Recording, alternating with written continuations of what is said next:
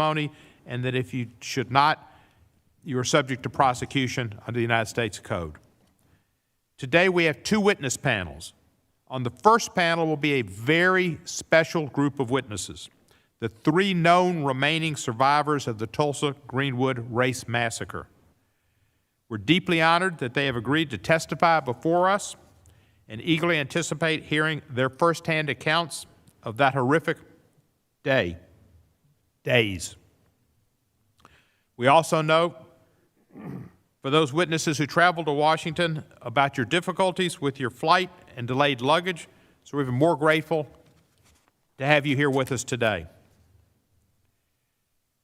There's been an agreement the subcommittee will forego questions of the first panel, and we will simply, unlike most Congresspeople, just listen and learn.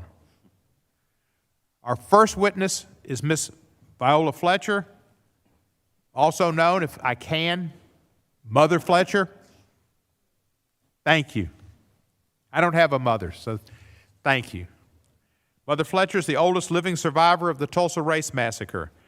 She was 7 years old when she lived through the massacre. Mother Fletcher, you are now recognized to testify.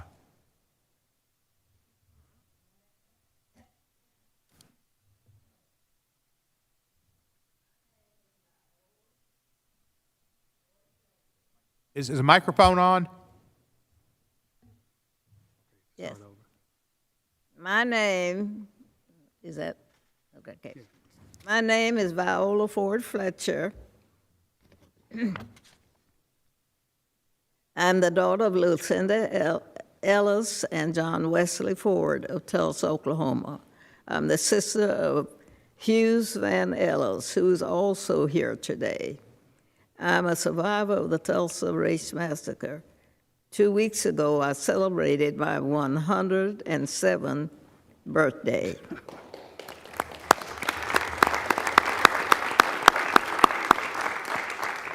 Today, I'm visiting Washington, D.C. for the first time in my life. I'm here seeking justice, and I'm asking my country to acknowledge what happened in Tulsa in 1921.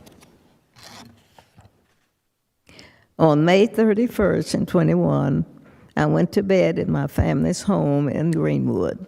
Neighbors of Tulsa, the neighborhood I felt asleep in that night, was rich, not just in terms of wealth, but in culture, community, heritage, and my family had a beautiful home.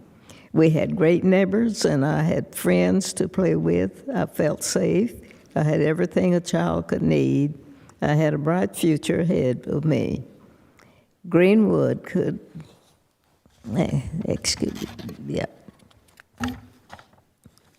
Still, Greenwood should have given me the chance to truly make it in this country.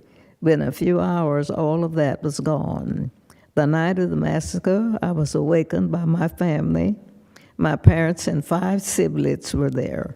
I was told we had to leave, and that was it. I will never forget the violence of the white mob when we left our home. I still see black men being shot, black bodies lying in the street. I still smell smoke and see fire. I still see black businesses being burned. I still hear airplanes flying overhead. I hear the screams. I have lived through the massacre every day. Our country may forget this history, but I cannot. I will not, and other survivors do not, and our descendants do not. When my family was forced to leave Tulsa, I lost my chance of an education. I never finished school past the 4th grade. I have never made much money in my country. State and city took a lot from me.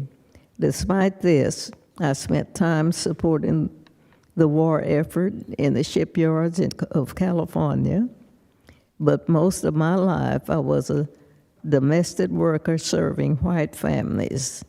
I never made much money, but to this day I can barely afford my everyday needs.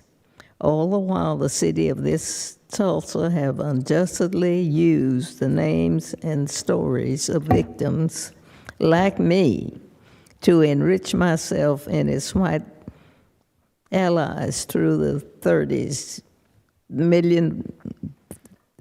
through the 30s million raised by the Tulsa Centennial Commissioner while I was continued to live in poverty. I am a 107-year-old and have never seen justice. I pray that one day I will. I have been blessed with a long life and have seen the best and the worst of this country. I think about the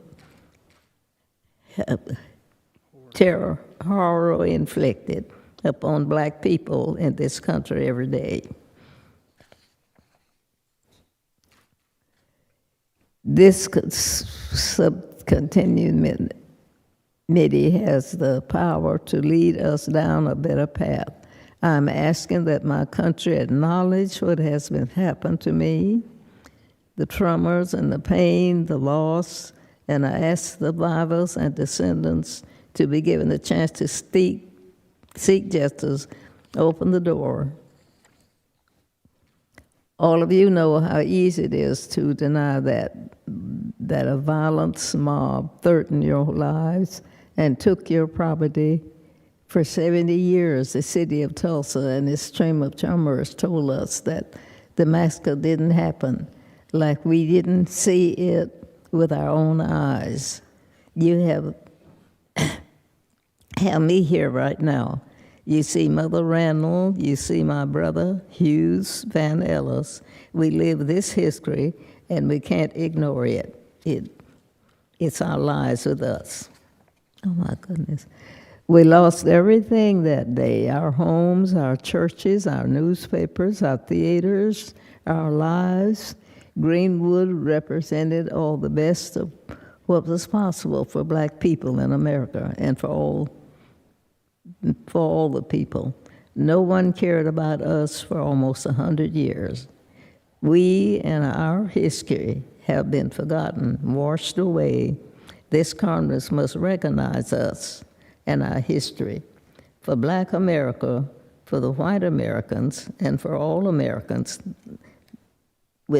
that's some justice.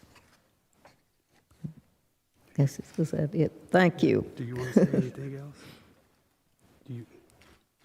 I thought it was another page. Do you want to say anything else? Mm-hmm. Is there anything else you want to say? No, that's not. Thank you very much. We appreciate very much your testimony.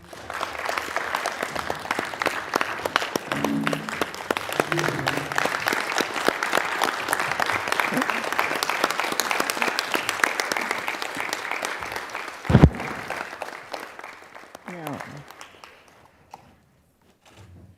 Mother Fletcher, if we don't learn from history, we're doomed to repeat it. So thank you for putting us on the right course to learn and to understand and to do better. Thank you. Are you the older of the two siblings? The older? Are you older than your brother here? Yes. You are? Yes. So he's used to having a tough act to follow. Our next witness is Mr. Hughes Van Ellis, Yep. known as Uncle Red. Yep. He's a World War II veteran, having served in the United States Army in the China, Burma, India Theater of Operations as a member of an all-black unit. He's also a survivor of the Tulsa Race Massacre. Uncle Red, you're on. Chairman Gorman, Ranking Member Johnson, and member of the subcommittee. My name is Hughes Van Ellis. I am 100 years old, and I am a survivor of the Tulsa Race Massacre. Because of the massacre, my family was driven out of our home. We were left with nothing. We were made refugees in our own county.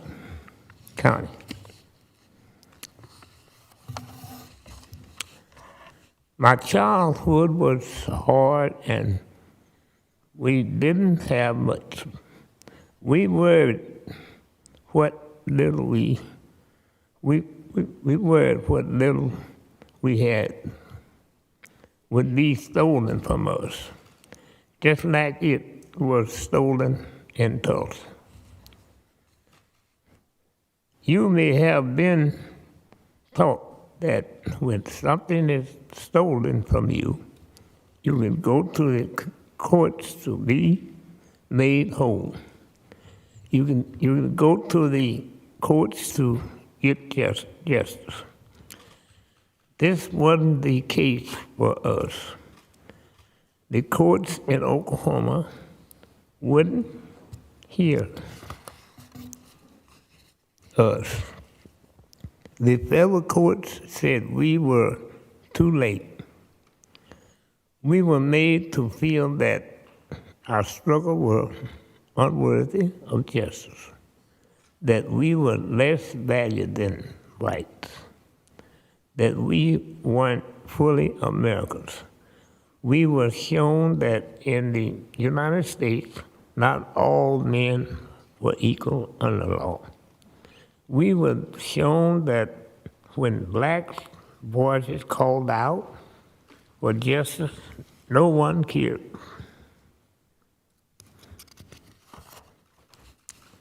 But we still had faith things would get better.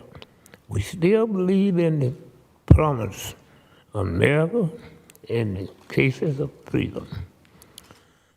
I did my duty in World War II.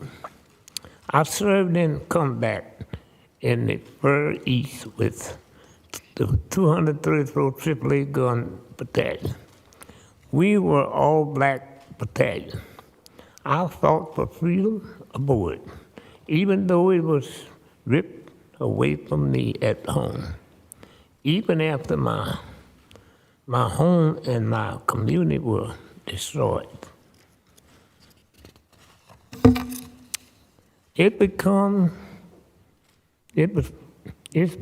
I believe in the end, America would get its right. When I returned home from the war, I didn't find any of this freedom. I was fighting for overseas. Unlike white servicemen, I wasn't entitled to GI Bill benefits because of the color of my skin. I came home to segregation, a separate and unequal America, but still I believed in America. This is why we are still speaking up today.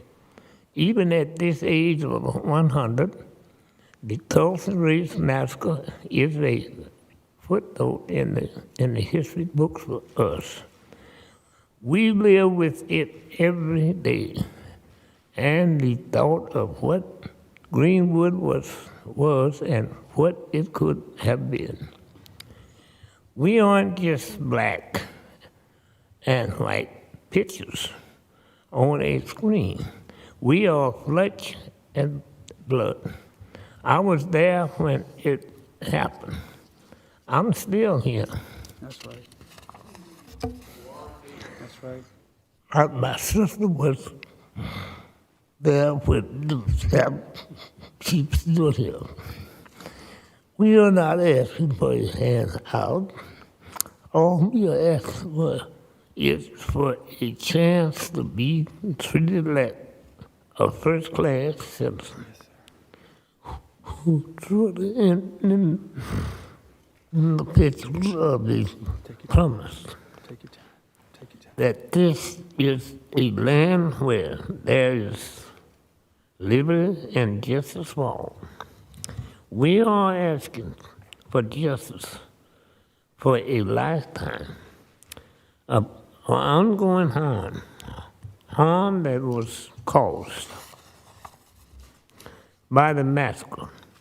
We can give us the chance to be hard and give us a chance to be made whole after all of these years and after all of our struggle. I still believe in America. I still believe in the ideas that I fought overseas to defend.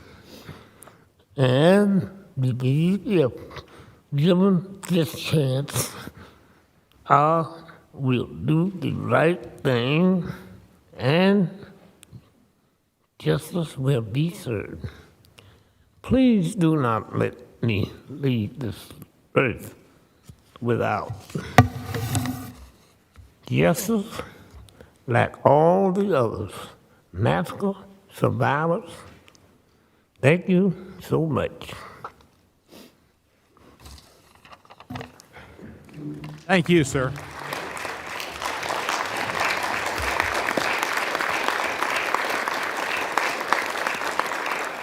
Do you want to say anything else?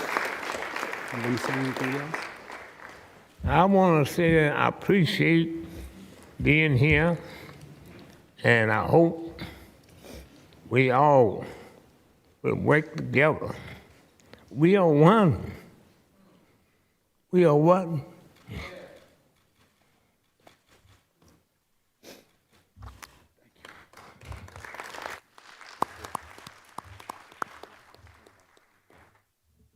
Thank you, Mr.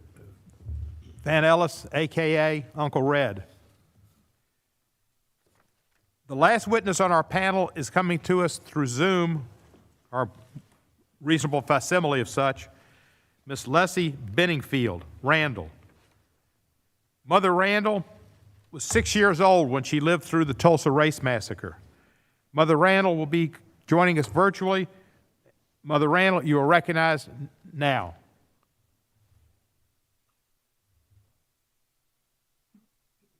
Read now. Good morning, Chairman Cohen, Good morning. Ranking Member Johnson, and members of the subcommittee. I am blessed and honored to be here speaking with you today. It means a lot to me to finally be able to look at you all in the eye and ask you to do the right thing. I have waited so long for justice. My name is Leslie Evelyn Benningfield Randall. People call me Mother Randall. Today I'm 106 years old. 100 years ago, in 1921, I was a 6-year-old child. I was blessed to live with my grandmother in a beautiful black community in Tulsa, Oklahoma, called Greenwood. I was lucky. I had a home, and I had toys. I didn't have any fear. I was a young child, and I felt very safe. Thank you. My community was beautiful and was filled with happy and successful black people. Then everything changed. It was like a war. White men with guns came and destroyed my community. We couldn't understand why. What did we do to them? We didn't understand. We were just living, but they came and they destroyed everything. See, they burned houses and businesses. They just took what they wanted and out of the building. Then they burned the building, burned them. They murdered people. We were told they just dumped the dead bodies into the river. I remember running outside of our house. I just passed dead bodies. It wasn't a pretty sight. I still see it today in my mind 100 years later.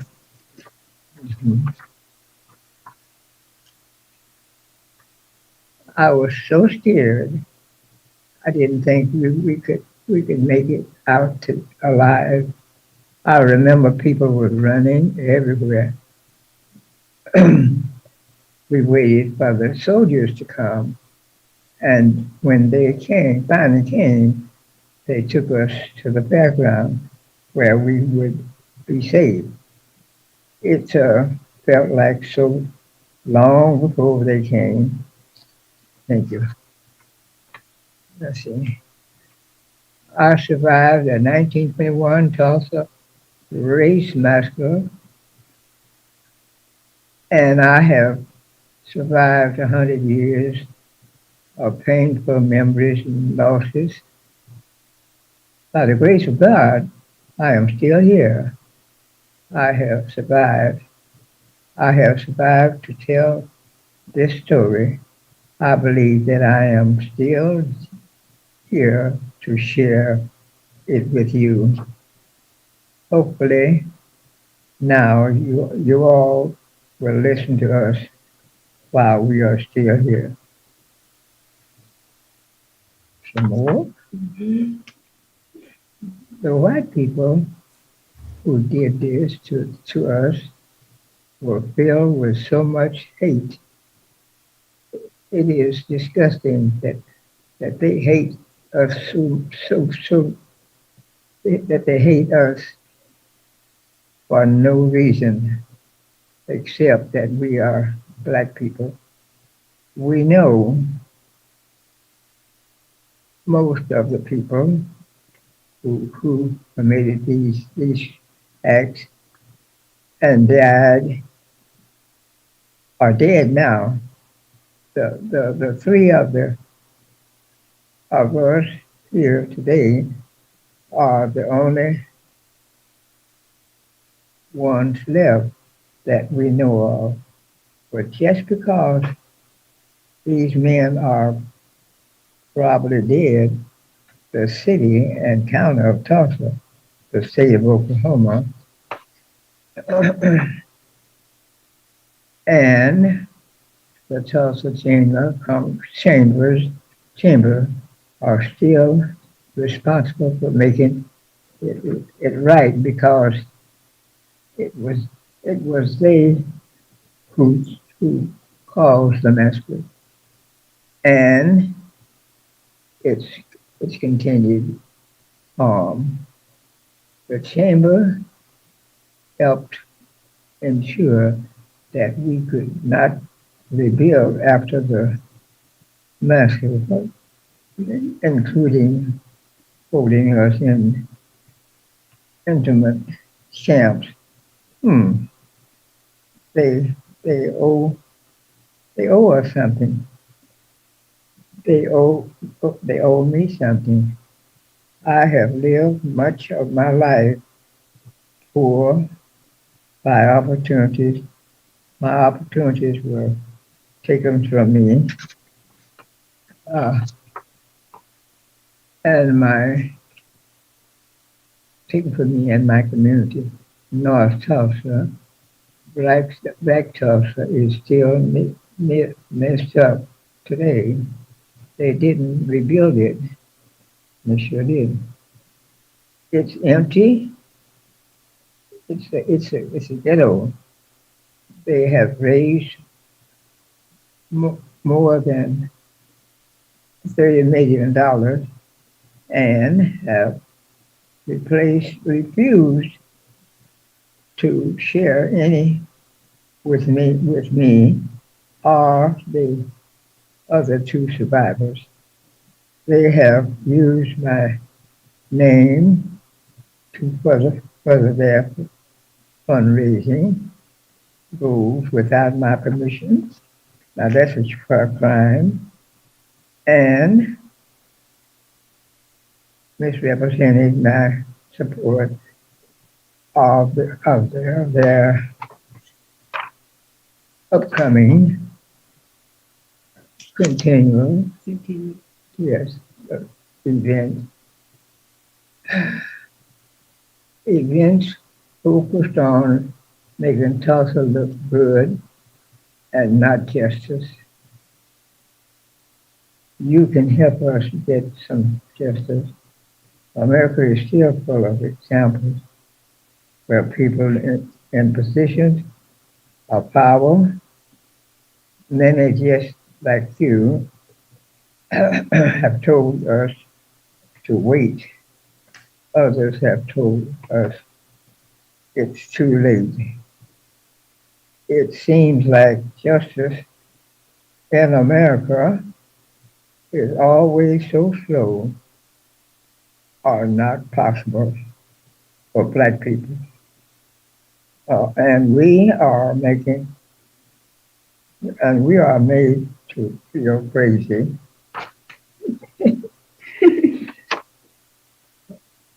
just for asking for things to be made right.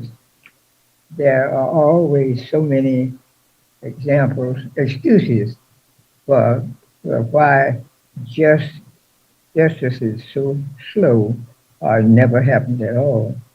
I am here today, 106 years old, looking at you all in the eye. We've waited 100 years.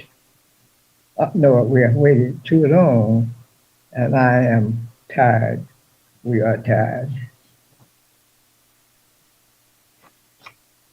And lastly, I am asking you today to give us some peace.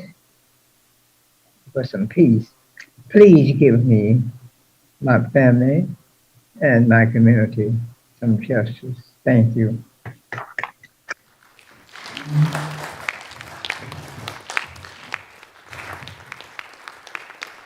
Huh.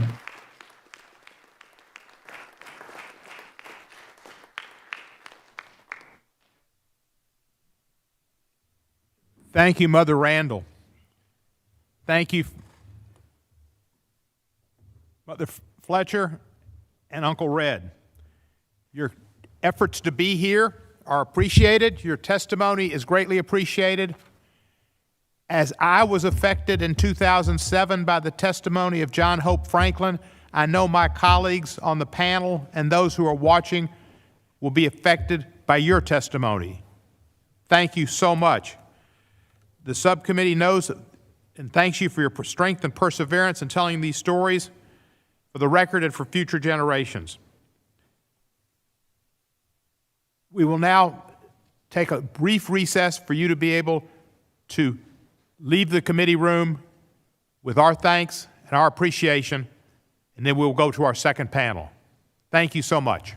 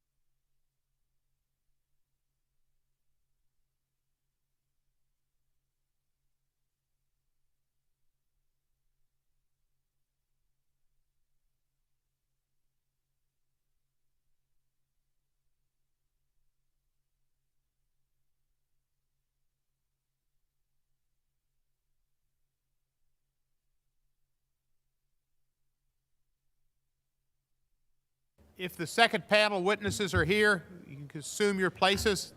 Thank you so much.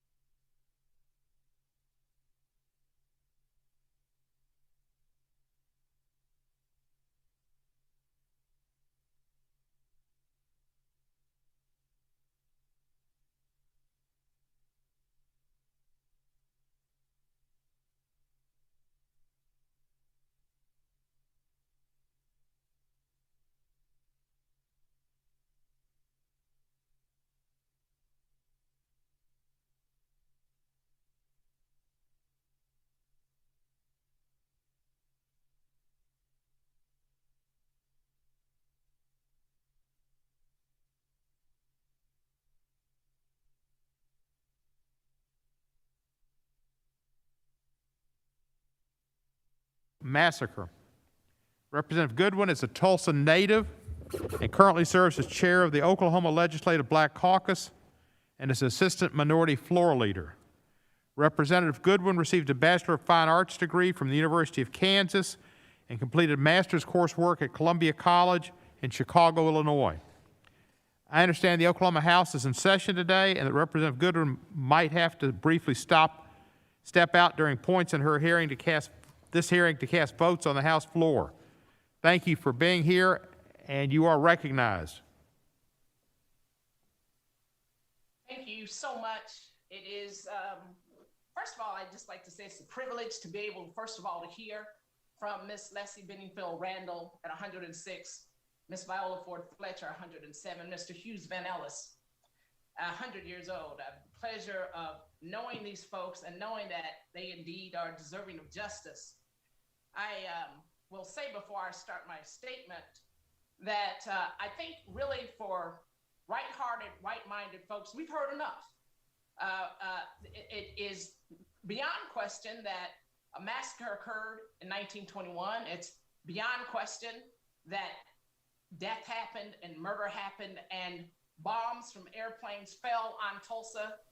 And what holds us up for a century are those that would want us to just say, God bless America. Those that would want us to say that America is the greatest country that we could ever think of. But what we fail to understand is that as we are all American, we're not all treated as the best Americans should be. And I think that we've had a marvelous example of those that have given their lives, that have served this country. And even today, they say perhaps God allowed them to live this long just so they could see this day, to make it for the first time to Washington, D.C. And we hope that the welcome is real And beyond us understanding what happened, we get it. We've been saying it for a long time, but beyond saying it and beyond hearing it, where are the doers of God's word?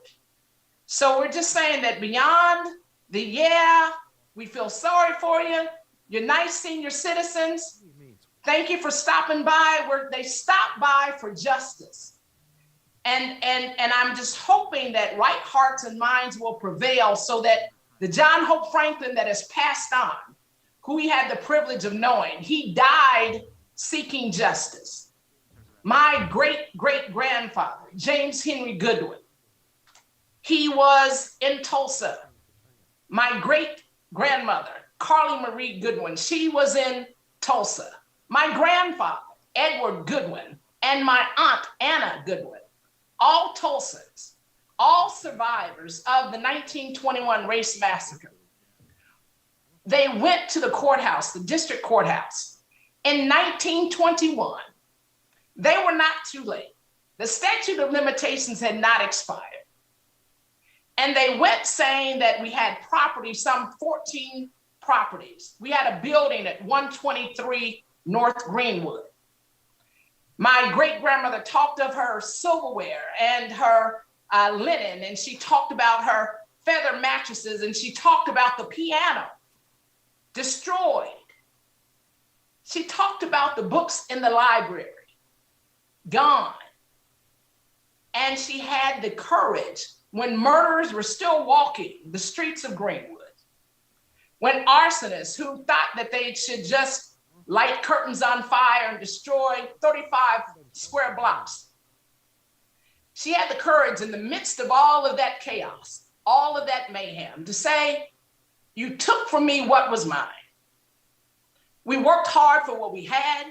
We had a tight-knit Black community because segregation would not allow us to interact with our other human beings who just happened to be another color. And we made a great community. And when she went to the courthouse, she was rejected outright. So you can't say the statute of limitations ran out. What you can say what had run out and what we did not have in supply was justice. And then I also think about my grandfather, who was in high school at the time.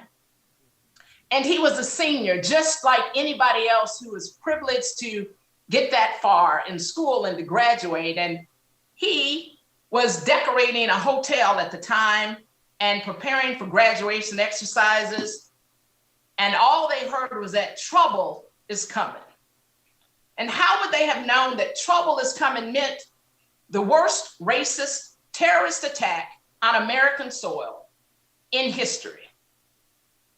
How would they have known that the theaters that they would attend and black owned, the hotels that they were decorating, right, which would rival any white hotel in terms of its quality, in terms of its grandeur, how would they have known that trouble is coming meant that that community was going to be consumed, first of all, with hatred and then with fire?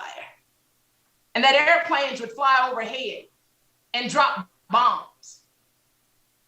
It is a history that we as descendants have known all of our lives. And I was blessed to grow up in that Greenwood community. And it's somewhat disturbing to know that that incident that set off that 1921 race massacre was basically a lie.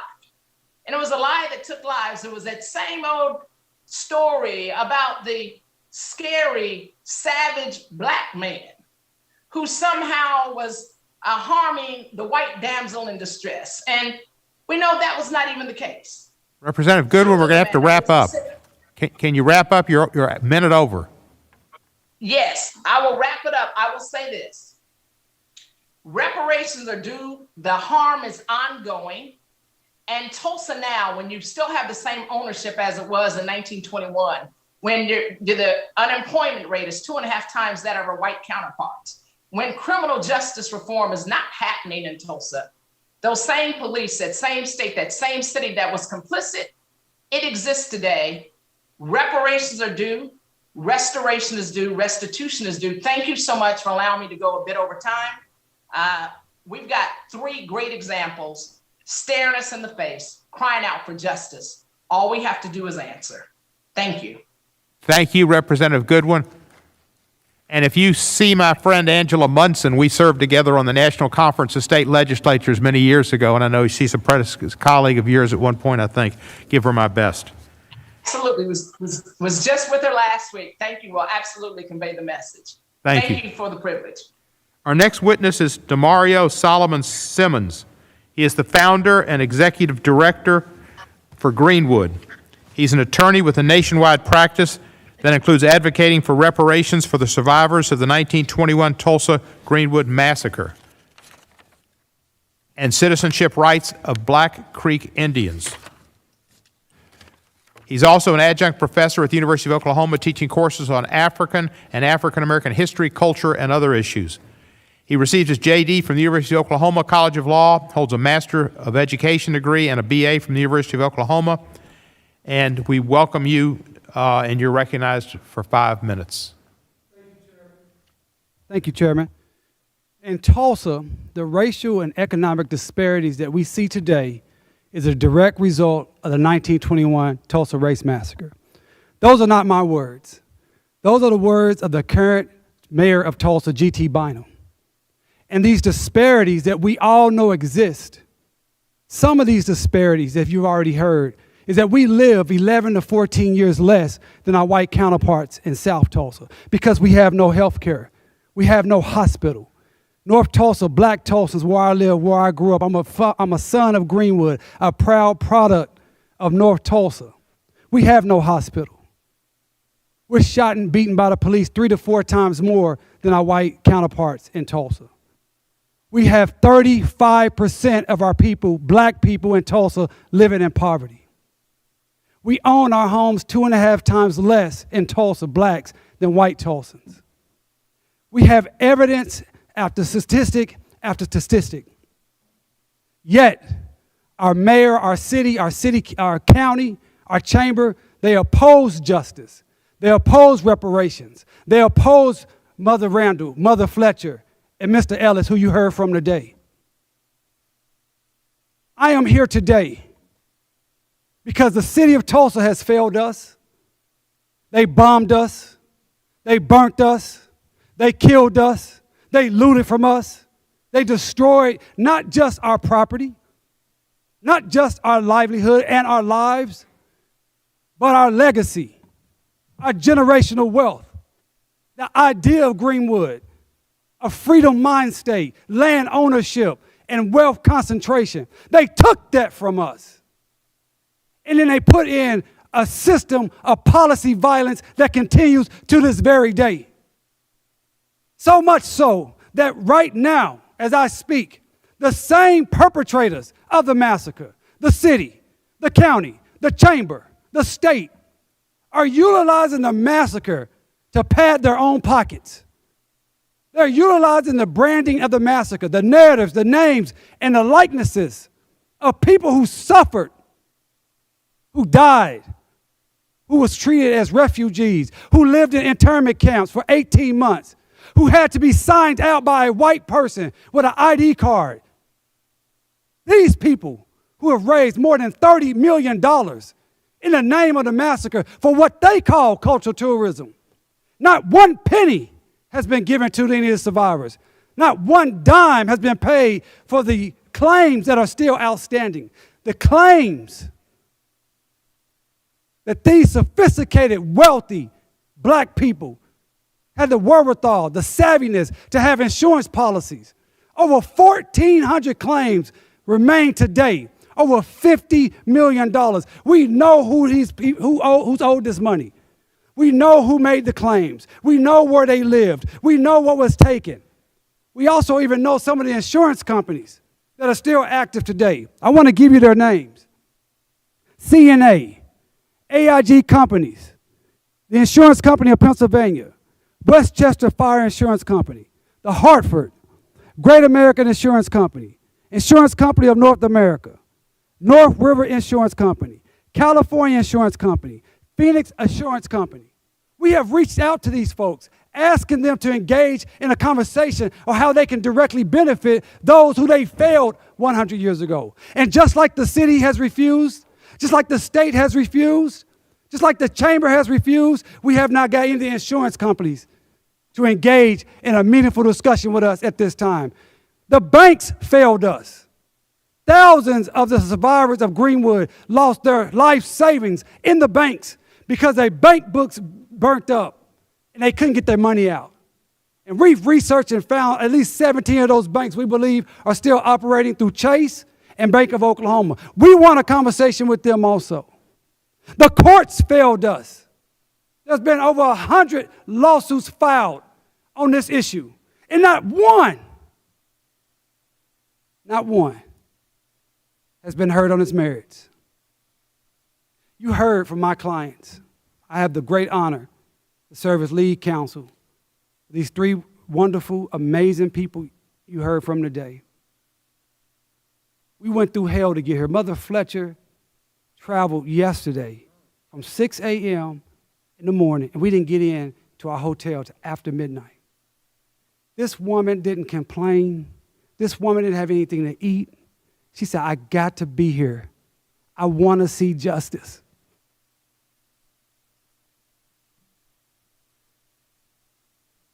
Representative Coyne, Representative Nadler, Representative Jackson Lee, I was here in 2007. I appreciate you still being with us. But as you know, we have lost so many since that hearing. Otis Clark, Dr. Olivia Hooker, John Hope Franklin. And even we've lost my great mentor, Charles Ogletree. He's not gone, but he's not with us.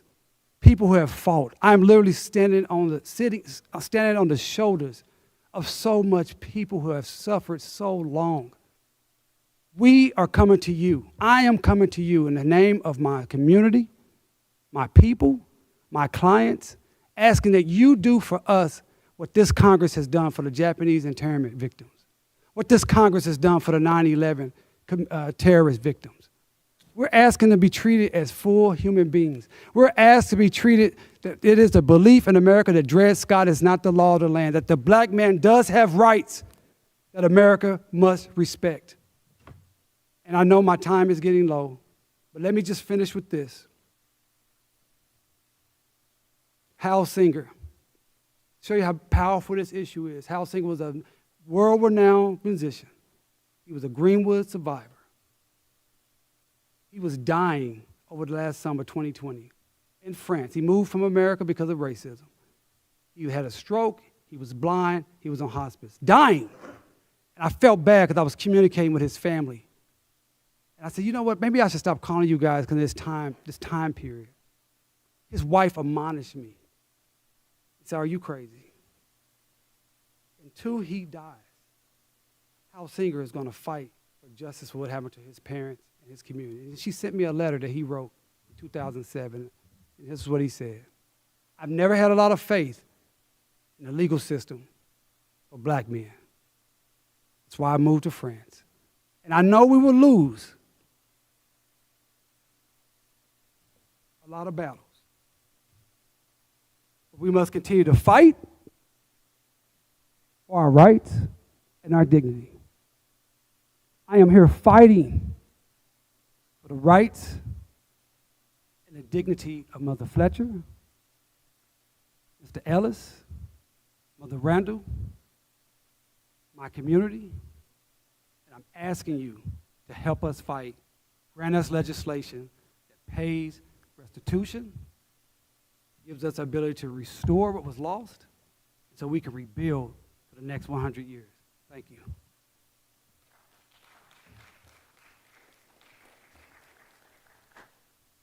Thank you, Mr. Solomon Simmons, and appreciate your being here and a continuum from 2007 and remembering Tree. Our next witness is Dr. Tiffany Crutcher. She is the founder and executive director of the Terrence Crutcher Foundation and a descendant of the Tulsa Race Massacre. The foundation's focuses are criminal justice and police reform, providing scholarships to African American students, community youth development, and policy advocacy. Dr. Crutcher's twin brother, Terrence, who was shot by a police officer in 2016 in Tulsa while holding his hands in the air. She has since dedicated herself to transforming a justice system that has long perpetuated injustice, dating back to the 1921 massacre. Dr. Crutcher received a BA from Langston University and a clinical doctorate from Alabama State University. You're recognized for 5 minutes. Thank you so much, Chairman Cohen, and to this esteemed subcommittee. Thank you so much for having us. My name is Dr. Tiffany Crutcher, and I'm the daughter of Reverend Joey and the late Leanna Crutcher, who recently passed away of COVID-19 in January. And I am the great-granddaughter of Rebecca Brown Crutcher, a survivor of the 1921 Tulsa Race Massacre. And as I sit here today in front of this body, in the very seat of our democracy, I know in my bones that she is here with me in this fight for justice. Reparations is simply making amends for a wrong, and that is what we are asking for today. 100 years ago, my great-grandmother was simply enjoying her life as a successful entrepreneur in Tulsa's Greenwood neighborhood. And she wasn't alone. You see, Greenwood, you couldn't go a block without passing a thriving black-owned home or business. 10,000 people called this place home. This was Black Wall Street, where people like my great-grandmother Rebecca had found safety and a rare refuge in the grim days of Jim Crow. But this paradise, this vibrant place my great-grandmother helped to build would soon be wiped away in a flood of racial terror, white supremacy, and anti-black racism. On May 31st and June 1st of 1921, an angry white mob began their murderous rampage across Greenwood, turning the once thriving black community into an apocalyptic pile of rubble, bones, and bodies. Homes were set ablaze with families trapped inside. Men fired guns and indiscriminately into the street. And for the first time in history, bombs were dropped on American soil. Rebecca Brown Crutcher hopped on the back of a wagon and fled for her life. She was one of the thousands of black Tulsans forced to flee Greenwood and leave everything behind.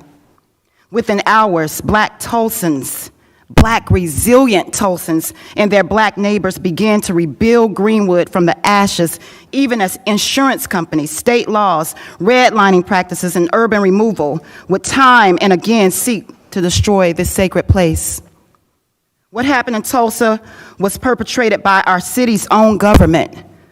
Former Tulsa Judge William Kellogg said it plainly this week.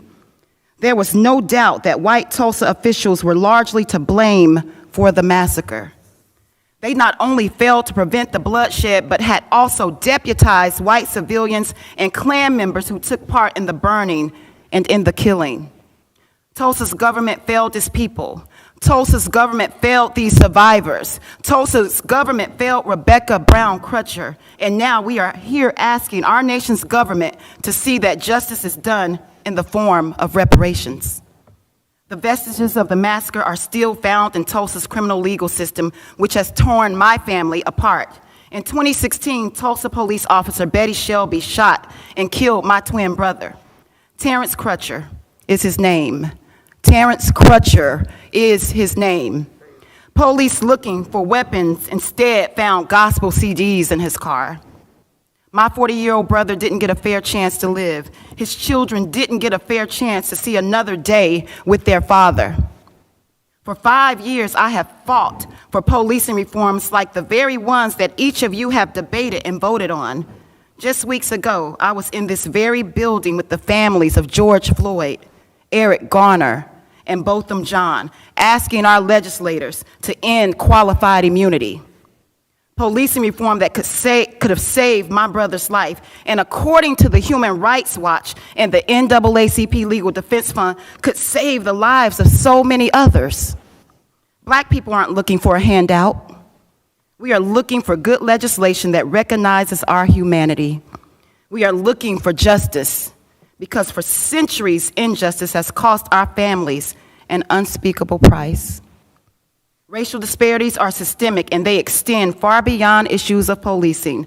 Compared to white Tulsans, black people in Tulsa are far more likely to be relegated to poverty and neighborhoods that don't have access to fresh fruit or produce.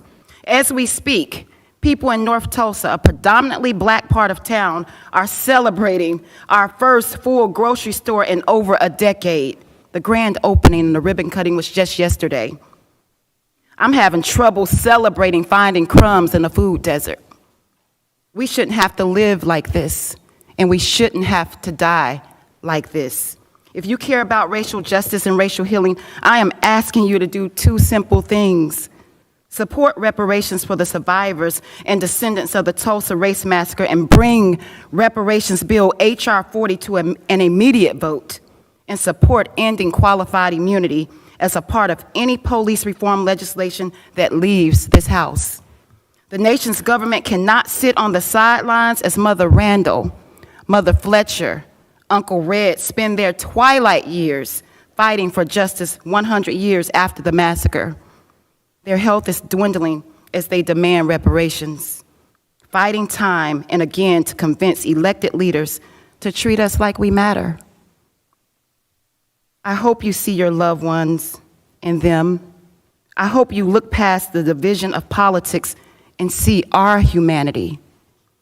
I hope you see why they're calling for reparations for the generational wealth, loved ones, memories, and opportunities that have been stolen from them, from us.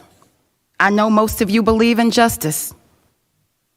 All we're asking for in Tulsa and Black communities across the U.S. is for repair, respect, and restitution. If Rebecca Brown Crutcher, Mother Randall, Mother Fletcher, or Uncle Red were a part of your family, would you want the same thing? For them, I implore you to embody our nation's sacred promise of justice for all. And as I close with a quote of the late Ella Baker: "Those who believe in freedom cannot rest, and we will not rest until justice comes." Thank you.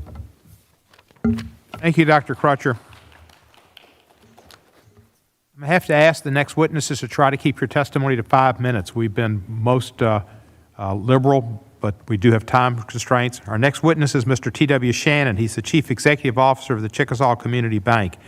He previously served in the Oklahoma House of Representatives, where at the age of 34 he became the youngest Speaker of the Oklahoma House of Representatives, as well as the first African American and first Chickasaw Speaker. Mr. Shannon holds a J.D. from Oklahoma City University and a B.A. from Cameron University, Harvard University Fellow, and Aspen Institute Fellow. Mr. Shannon, you're recognized for 5 minutes. Chairman Cohen, Ranking Member Johnson, members of the subcommittee, I appreciate this opportunity to share this testimony regarding the adoption of House Resolution 398, recognizing the forthcoming centennial of the 1921 Tulsa Race Massacre. While I am certainly thankful for the attention the resolution will bring to this reprehensible atrocity, much of the language leads me to suspect that there may be other motives for offering it. In my testimony today, I will express my disappointment that this somber occasion is being diluted by those who seek to further inflame racial divisions and foment animosity toward law enforcement. But first, let me focus on the event House Resolution 398 purports to commemorate. What is known today as the Tulsa Race Massacre occurred 100 years ago, and America should know of the brutality and atrocity of that day. History, however uncomfortable, should not be censored, nor in today's terms canceled. History should be taught without political bias and without the intent to make any one group, gender, or ethnicity feel responsible for the sins of their ancestors. I don't speak of American history as someone who is unfamiliar with our country's many struggles. Both of my parents were history teachers, and they grew up in a segregated America, a segregated Oklahoma. My father is a veteran and a retired history teacher. They both had their share of racial discrimination, but rose above it and both became college graduates. I learned not just from textbooks and schools, but from my parents, their desire to educate me on a subject that they deeply loved, Black history. In fact, it was my mother who first taught me about the Tulsa Race Riot, which is what it was called then. The event as described by my mother didn't sound like much of a riot to me, at least not on the part of the Black community living in the Greenwood District. It sounded more like an invasion. Yet she told me about the atrocities that this subcommittee knows well: the looting and burning, the lynching and killing, the utter destruction of an entire community that left hundreds dead and thousands homeless. She also taught me about the unparalleled prosperity of the Greenwood District. And I can't describe to you how inspired I was by her stories of countless Black-owned businesses, all thriving in their segregated economic bubble as a result and a symbol of modern capitalism. My mother, who grew up an hour away from Greenwood in Muskogee, another town with a thriving black middle class during that time, also celebrated the entrepreneurship that was a byproduct of the strong families of Greenwood. She took great pride in teaching me how the fruits of capitalism took root and blossomed so enormously that the community was termed Black Wall Street. The fact that the black community in Greenwood was so successful really made the destruction all the more painful for me to imagine. All that prosperity, not even a full generation removed from slavery, completely wiped out. Hundreds of families mourning the death of someone they loved. Thousands grieving a lost home or destroyed storefront. Many suffered all of those things all at once. This is the tragedy that should be our focus. Instead, I'm concerned the resolution that was adopted by the majority promises to stoke racial tensions by equating white supremacy with police brutality. It accuses law enforcement of a pattern of violence against black people in the United States and state-sanctioned violence. This language, frankly, lands like a slap in the face to our honorable law enforcement officers and all who support them. As an American who appreciates the sacrifice and service of police officers across this country, I reject the false and divisive rhetoric found in parts of this resolution. Mr. Chairman and members, House Resolution 398 may mark the 100th anniversary of the Tulsa Race Massacre, but it does not honor the victims of that tragic day by seeking to further inflame racial divisions. The memory of those who suffered is not honored by generating animosity toward police officers. The families who grieved loved ones who lost livelihoods, those families are not honored by divisive rhetoric calculated to appease the opponents of law and order. Instead, we honor those who suffered and died and families they left behind by simply telling the truth about what happened. We honor them by educating America about the tragic day. But above all, we can honor them by giving their descendants a land of freedom and opportunity. I can think of no greater way to honor the legacy of Black Wall Street than to foster a new generation of black entrepreneurs and business owners, generating wealth and jobs that lift whole communities out of poverty. But if the legacy of Greenwood teaches us anything, it is that if we want strong communities and a strong nation, it first begins with strong families. Mr. Chairman, Ranking Member Johnson, and distinguished members, I thank you once again for the opportunity to be here today and offer my testimony on this important topic. Thank you, Mr. Shannon. As the former speaker, you recognize that time is of important. Thank you for your testimony. Mr. Clarence Henderson, who I believe is going to be virtual, is our next witness. He's a national spokesman for the Frederick Douglass Foundation. He was a participant in the sit-in protest at the Woolworth Lunch Counter in Greensboro, North Carolina in 1960. He also served on the advisory board for Black Voices for Trump. Mr. Henderson, you're recognized for 5 minutes. Thank you. It is indeed an honor to be a witness before this subcommittee. And the previous testimony has brought tears to my eyes from Mother Randall, Uncle Red, and Mother Fletcher. The 1921 Tulsa race riot was a dark and horrific time in America's history and should be recognized as such. It was a massacre that is virtually unmatched in the recording of history in America and should be acknowledged and recognized by Congress so that history does not repeat itself. This is one of the great lessons of history that shows us of the past divide of America. It is an American past and not an American present. If we study American history in chronological order, we will see that our progress has not been a straight line. There have been detours. Nevertheless, we see the progress that has been made. We see the ratification of 13th, 14th, 15th, and also the 19th Amendment. If we look further, we see the various civil rights acts that have been implemented to recognize that we should judge people by their character and not the color of their skin. We see laws in place dedicated to self-evident truth that is God ordained that we all are created equal. In every instance where Blacks have prospered and succeeded to the heights of business, academia, politics, and more, it has been accomplished not because government threw money at perceived problems, but because our will to succeed was given the freedom to break down boundaries and remove obstacles.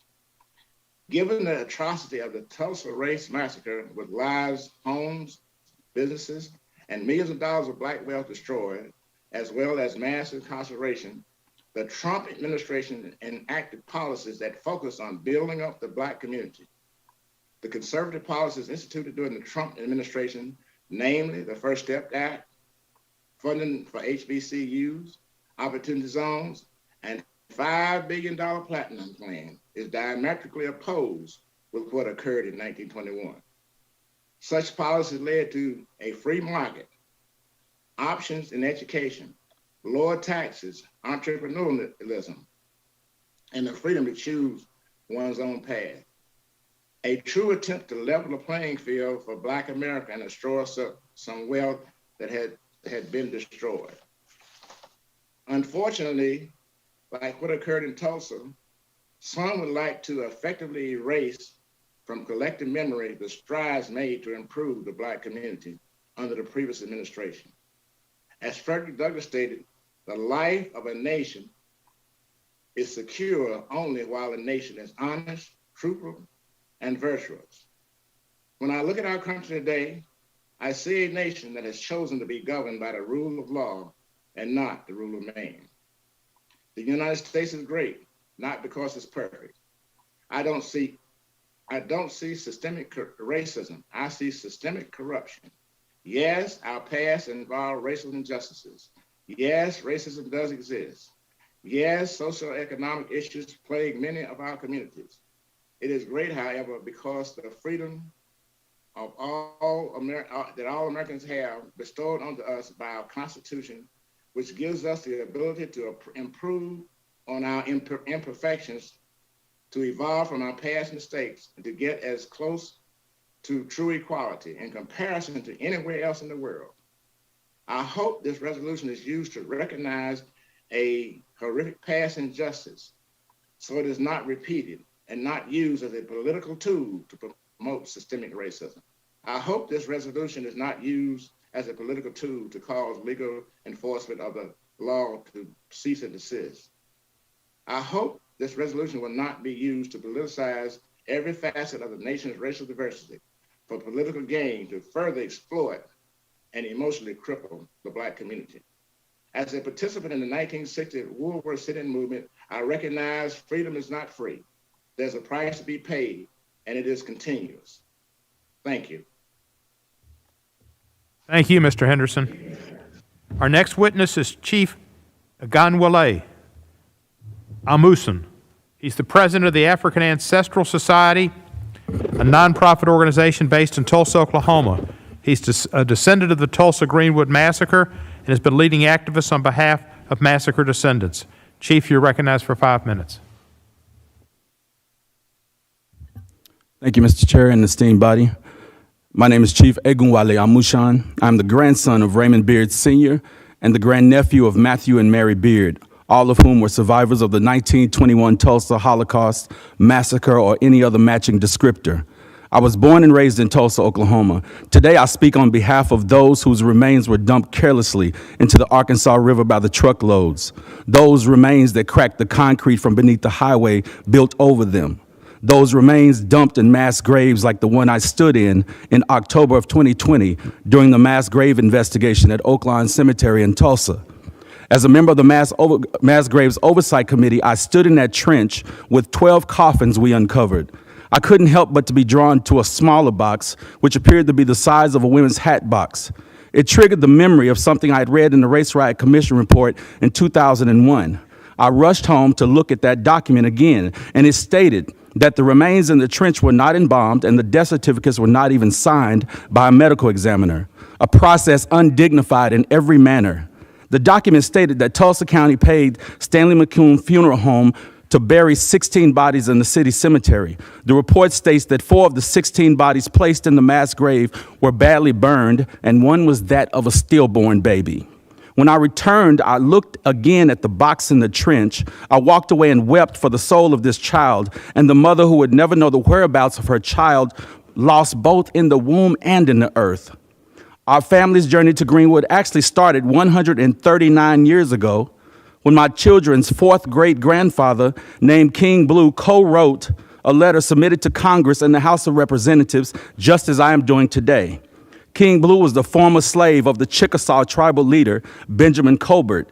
He and other tribal representatives presented a document in 1882 called the Memorial of the Chickasaw Freedmen. The intent of this appeal was to encourage the enforcement of the 1866 treaty that obliges the tribe to carry out the stipulations of the third clause, which states the monies given by the federal government to the tribe requires the tribe to grant freed persons of African descent all the rights, privileges, and immunities, including the right of suffrage. The Chickasaw Nation refused to honor the treaty. So my relatives were nationless for 40 years until 1902, when through an act of Congress, thousands of forgotten enslaved Africans were made citizens of the United States of America. Around that time, my freedmen ancestors and those of my spouse migrated to Tulsa's Greenwood District. Greenwood brought a new sense of self-determination, restored dignity, one that would be short-lived, and the dreamland of Tulsa would become a nightmare. In just a few decades, my ancestors would experience enslavement, false freedom, Jim Crow, and a Holocaust that would be hidden from the pages of history for 100 years. Fast forward, it wasn't until 1997 that I became deeply aware of the Tulsa Holocaust and its implications. However, I remained unaware of my family's involvement until my grandfather became a plaintiff in the reparations suit of 2003. I felt a full range of emotions and unanswered questions. And today I regret that I asked so many questions because I was unaware of the trauma that I was invoking. The long-term implications of the Tulsa Holocaust and urban renewal can physically be seen today. This is not a matter of past trauma. It is concurrent. It is concurrent trauma. The long-term implications, again, of this Holocaust can be seen physically today. The plot to destroy the black township of Greenwood was not a spontaneous act caused by a rumor in an elevator. It was premeditated as well as racially and politically motivated. Many who discover the story of Greenwood cannot believe such a place was built, nor can they believe that this type of terrorism happened on American soil, on domestic soil. The violation of the 14th Amendment was not the result of a crazed mob. This was a city-sanctioned violation. The event resulted in the deprivation of life, liberty, property, without due process of law, as well as the failure to provide equal protection of the law. Greenwood was a cultural, social, and economic incubator, an environment that provided apprenticeship and other high standards. Its economic, political, and social stability. Most importantly, it provided a safe place to finally heal and detox, individually and collectively, from the effects of post-traumatic slave syndrome. According to the 2019 story in the Harvard Gazette, the property damage in today's numbers were estimated to be as high as $200 million. The highest form of devastation was the mental suffering that resulted in high rates of PTSD and other forms of psychological morbidity such as depression, anxiety, and homelessness. Many of those who speak of Greenwood often reference the resilience of Greenwood's inhabitants because they rebuilt much of the district by 1925, and I'm winding down. As remarkable as it is, only an estimated 40% of those original inhabitants actually returned to Greenwood. My grandfather's elder siblings were his caretakers. Both disappeared after the massacre, never to return. Their home and laundry business was burned to ashes. We later discovered that my great-uncle Matthew Beard fled to Los Angeles, where he and his wife changed their first names to conceal their identity. One cannot imagine the trauma of not knowing if a family member is dead or alive. Now I understand why my grandfather always said, "No news is good news." My grandfather would return to Greenwood in the 1940s to see it destroyed again in urban renewal. And this is my last paragraph. In 2003, my grandfather passed away a few months after becoming a plaintiff in the reparations lawsuit filed by Johnny Cochran and Charles Ogletree. According to the Supreme Court, this case would not be heard because the statute of limitations had run out. Today, the same city responsible for the crimes of 1921 are leveraging the suffering of 3 living survivors and their descendants in the name of tourism. When I look my oldest son in the eyes, I wonder if the charred baton of justice will burn in the palms of his hands, or will it be cleansed and cooled in the river of restitution? Thank you, sir. We appreciate your testimony and your work. Our next witness is Dreesen Heth. She is a research advocate at the U.S. Program of Human Rights Watch. She's an expert on reparations and reparatory justice and has authored reports and publications highlighting victims' rights to seek full and effective reparations. that are proportional to the gravity of the human rights violations at issue, including acts of racial discrimination as dictated by international human rights law. Previously testified before us on H.R. 40 in February. She had received a bachelor's degree from Wesleyan University. Ms. Heath, you are recognized for 5 minutes. On behalf of Human Rights Watch, it is an honor to be here today. Thank you to Chairman Cohen, Ranking Member Johnson, and the subcommittee for this opportunity to testify at such a critical time in our nation's history, nearly 100 years since the 1921 Tulsa Race Massacre. I am a Tulsa native, born in Tulsa, just miles down from the historic Greenwood District, where my young parents settled for several years among a loving and nurturing Black community that was still reeling from the white supremacist domestic terrorism that defined their lives forever. Growing up, I would hear stories from my parents describing the stark differences between neighborhoods in North Tulsa versus South Tulsa, the disappearance of Black Wall Street, and the constant fear that came with walking the same streets as the KKK.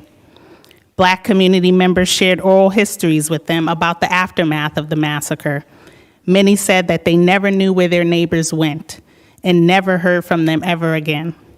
I later learned that after the massacre, Tulsa city officials promised full restitution and reparations to Black Tulsans, but instead turned their backs on them and worked to block financial contributions, including medical help, preventing rebuilding efforts, and even ordering Black Tulsans into poor conditions in concentration camps.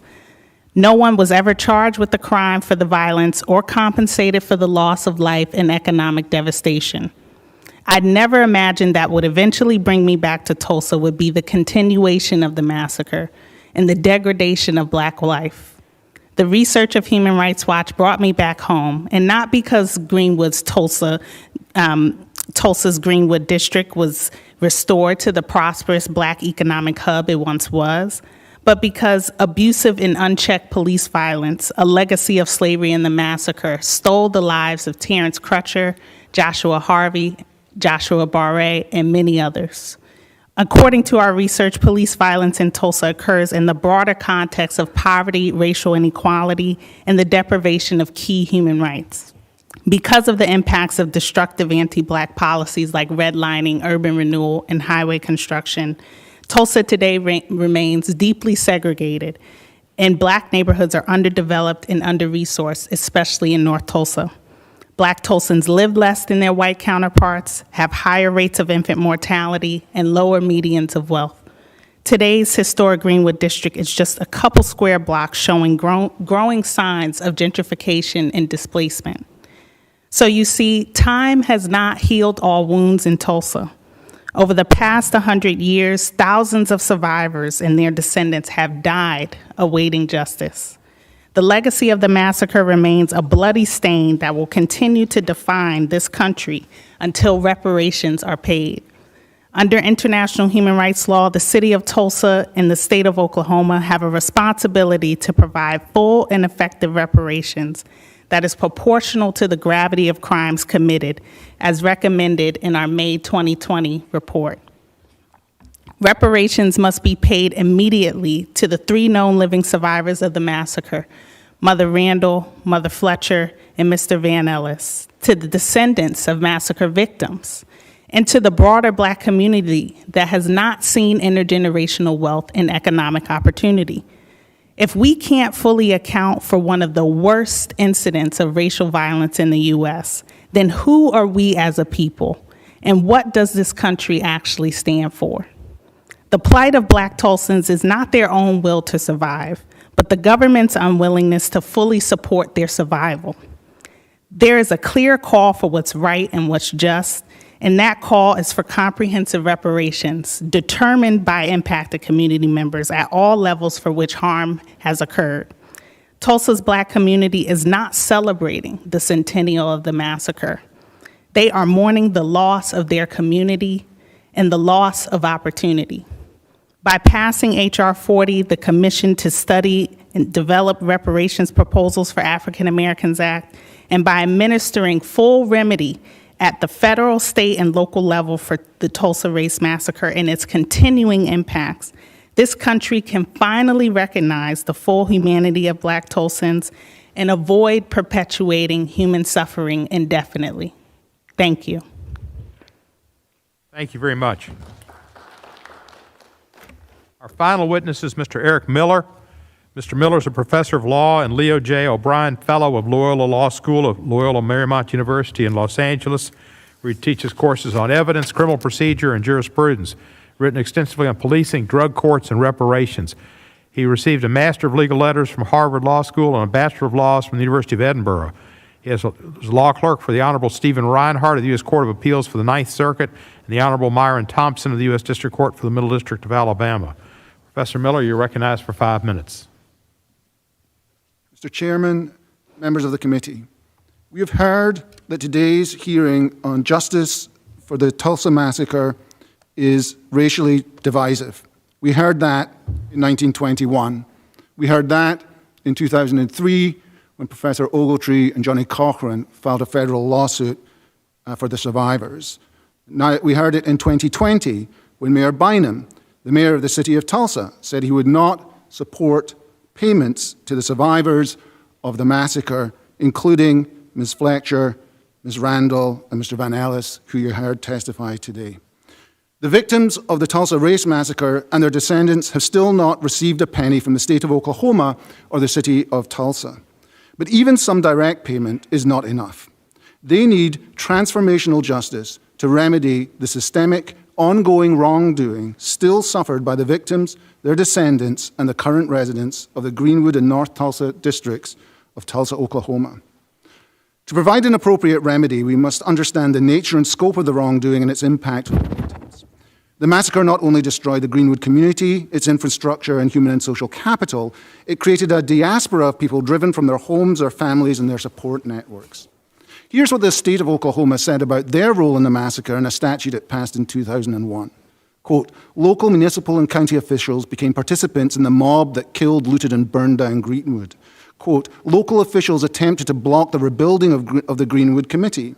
Local officials enforced, quote, a conspiracy of silence that served the dominant interests of the state, which found the riot a public relations nightmare for a community attempting to attract new business. The state, quote, ignored its, quote, responsibilities rather than confront the realities of race relations that allowed one race to put down another race. Again, these are all quotes from the state of Oklahoma. They tell of an Oklahoma that was and still is putting profit over racial justice.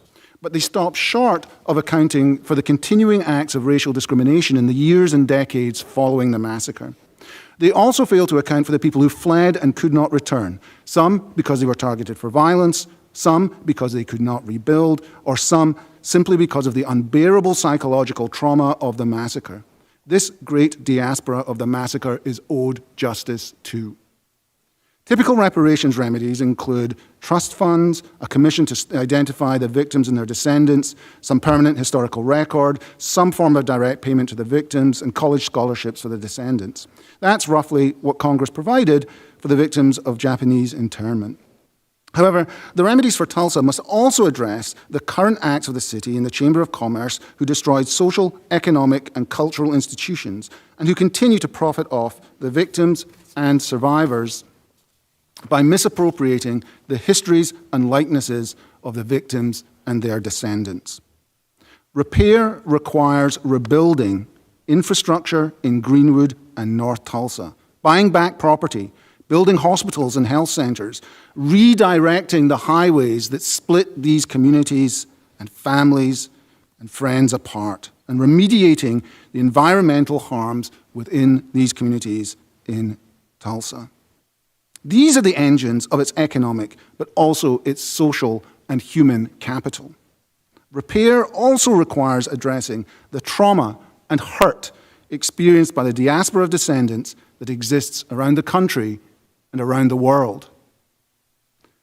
The lead plaintiff in the 2003 federal case, which I was proud to be part of, John Melvin Alexander, a World War II and Korean War veteran, said that, quote, the white person can't realize what they've done to the black people here, end quote.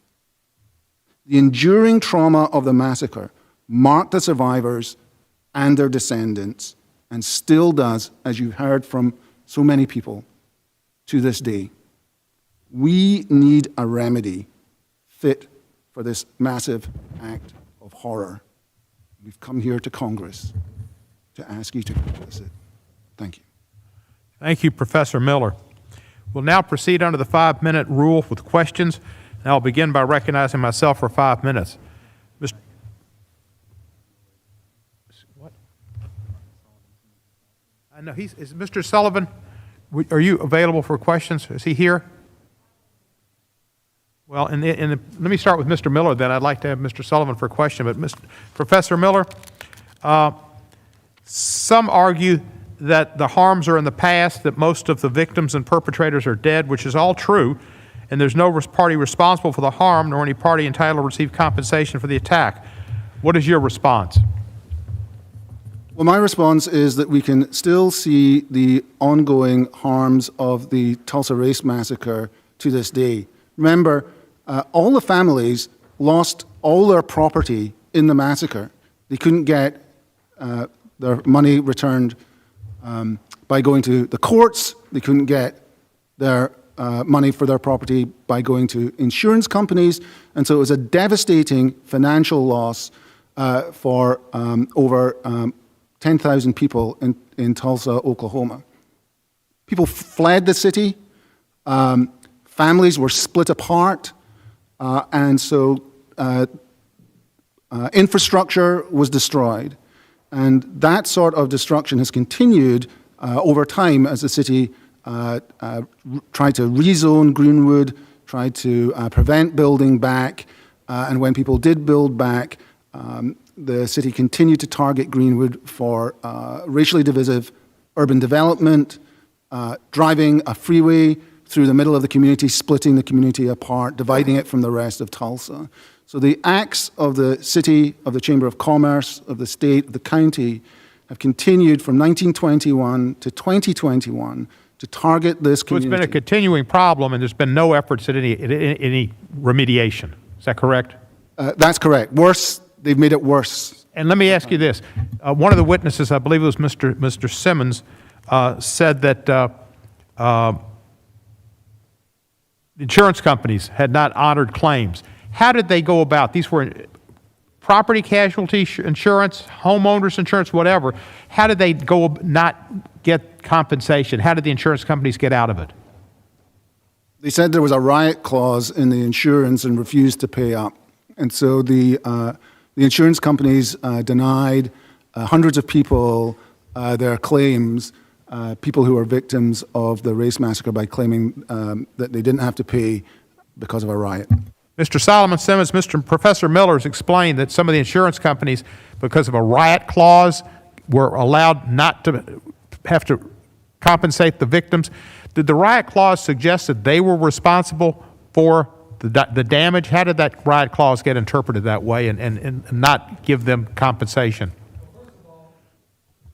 First of all, it was the city and the county and the chamber who falsely called it a riot for the express purpose to make it more difficult for the black citizens to rebuild. We have to understand this was not just some isolated event. They wanted their land. They wanted the land of the African Americans because it was very valuable land. And our belief and our understanding of doing our research that these insurance companies, they didn't do their due diligence. They didn't come down and do an actual investigation. They just took the false narrative that the city and the county and the chamber provided and said, that's good for us. We don't have to pay anything. And we have these particular claims. Happy to give this to your office, Representative Cohen, listing of each claim made, the specificity, and who they made it to. Thank you. We had a similar situation in Memphis. There was after the Civil War, they called it a riot for the longest time, and of course it was a massacre. And the city was involved as well, and the police, in perpetrating it. In Oklahoma, as I understand it, the police, the law enforcement, participated in the massacre. Is that correct? That's absolutely correct. It's the same spirit that runs from 1921 to 2021. This is my client right here. I represent the Crutcher family who has suffered from police violence. Her brother was shot with his hands up in the air. So I take great exception to what Mr. Shannon had to say about being divisive. We suffer in Tulsa. I don't know. He's not from Tulsa. I'm from Tulsa. Tiffany's from Tulsa. Chief's from Tulsa. Dreesen's from Tulsa. We suffer at the hands of the Tulsa police. You also heard the name of Joshua Harvey. It's another client of mine, a young man that was tased 27 times to death by the Tulsa Police Department, and none of the officers were disciplined. Betty Shelby was not disciplined for shooting her brother. None of the officers who had witnesses leave the scene on video violated multiple policies. Not one of those officers are disciplined. And you know what? After the massacre, in our papers, they said for this to never happen again, and this being the rise of quote-unquote nigger town, we need to aggressively police these niggers to make sure that they don't rise again. That is what we deal with here in Tulsa. That is the over-policing in my neighborhood, North Tulsa, 36th Street North. My time has expired, but thank you. We'll try to get back, and now we'll recognize Mr. Johnson for 5 minutes. Thank you, Mr. Chairman.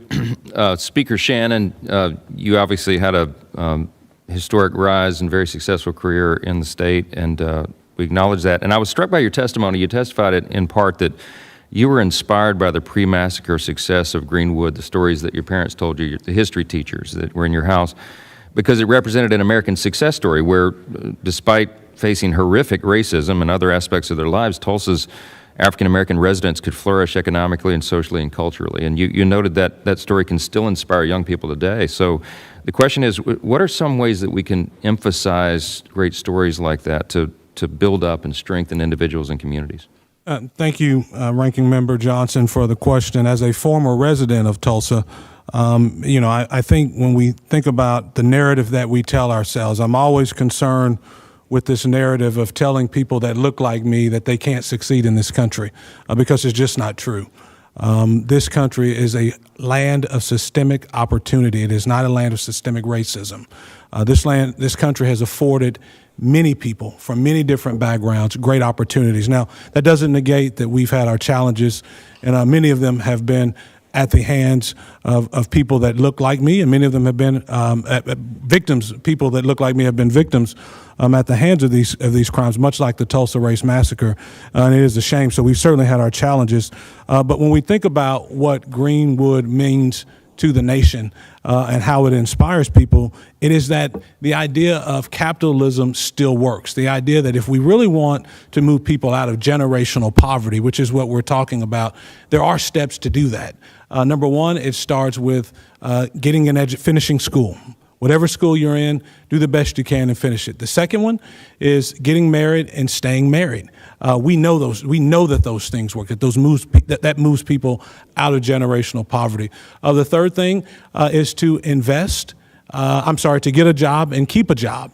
That's the third thing. Number 4 is to invest and save. And number 5 is to give back to your local community. That's how you move people out of generational poverty. And that's exactly what the brave men and women of Greenwood did in many instances with their entrepreneurship, and they continue to inspire people from generations. I was moved by the testimony of Uncle Red and the other survivors and his sister.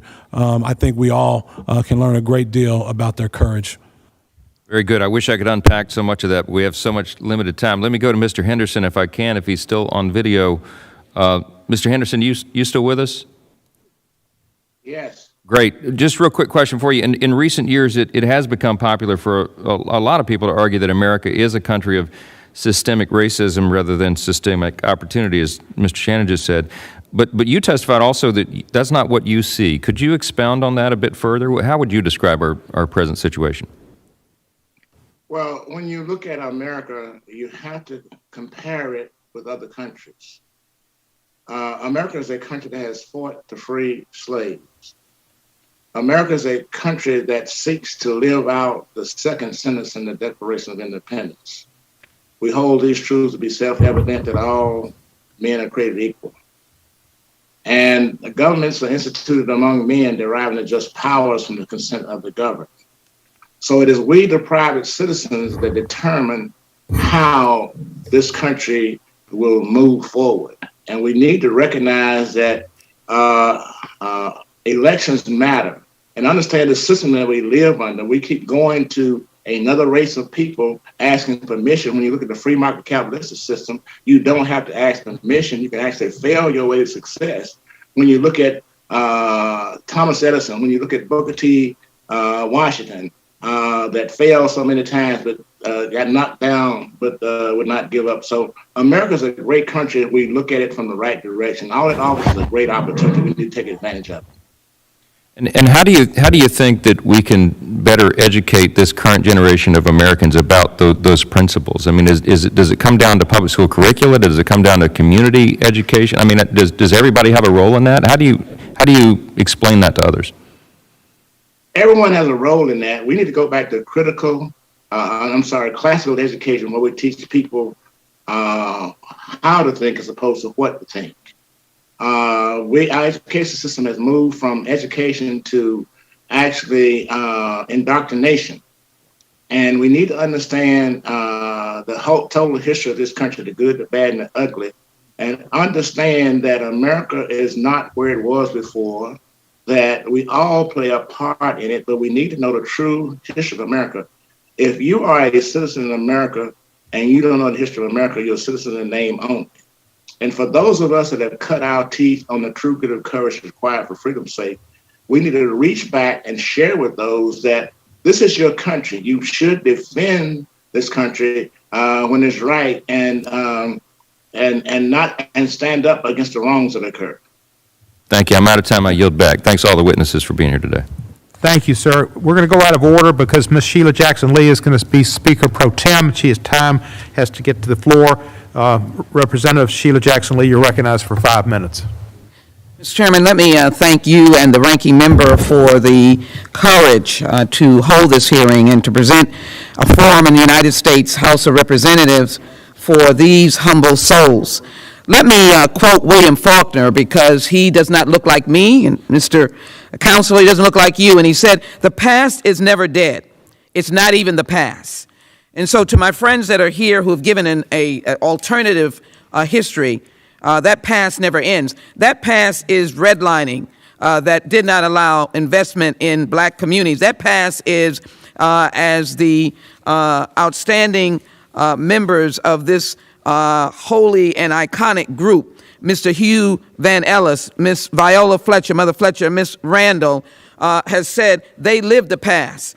They were not able to get the GI Bill. Miss Randall remained a domestic. She didn't finish beyond the 4th grade. That is the existing and continuing disparities. Let me, for those who may never have seen the vibrance of Greenwood and Tulsa and these young women with their cowboy hats on, living the dream, if you will, way back in 1921, that was Tulsa. That was the economy of this nation embedded in that. And I would just simply say to my good friend who did not read the resolution that we're so proud to have passed, honoring the 100 years, it says, by calling upon all Americans to celebrate the ethnic, racial, and religious diversity that has made the United States the leader of the community of nations and the beacon of hope and inspiration to oppressed people everywhere. That's in HRES 398. That's Tulsa. But let me tell you what else is Tulsa. If you can't make it out, this is a Negro's body with smoke coming out of it, as occurred in 1921, when 300 were thrown in a mass grave, unnamed to this day, and as well held in detention. I'm so glad that our friends in the Japanese American community are in fact supporting H.R. 40. Let me show you that they actually had thriving businesses. That's Greenwood going up in smoke because of an incident in an elevator that has never been able to be defended or accurate. So let me give these questions quickly in the short time that I have for you to be reminded of this. Let me get to Counselor and Ms. Clutcher. Counselor, my time is brief. Emphasize again, which most Americans would understand. The banks had my money, had their money. I remember those little books. We grew up on those little books. You go to the bank, you put the money in, and they mark in your little book that you had money. Tell me two things. You have not been able to get the money out of the bank, and the insurance companies, of which all of us are told to get flood insurance, to get home insurance, that you were not able to get. That's your questions. My time is 1:54. Ms. Clutcher, I've never heard you condemn law enforcement.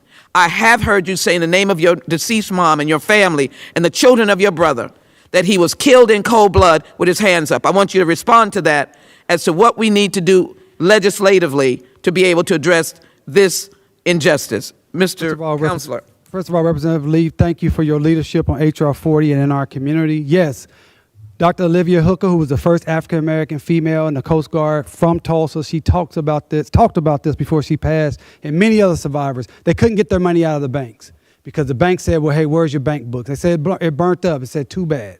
And so we're trying to have a discussion with these banks to say, let's do a forensic audit and let's go in there and find out what money may still be available to these descendants. And secondly, yes, again, the insurance companies, these black people in Tulsa were very sophisticated. They were business-minded. They were savvy.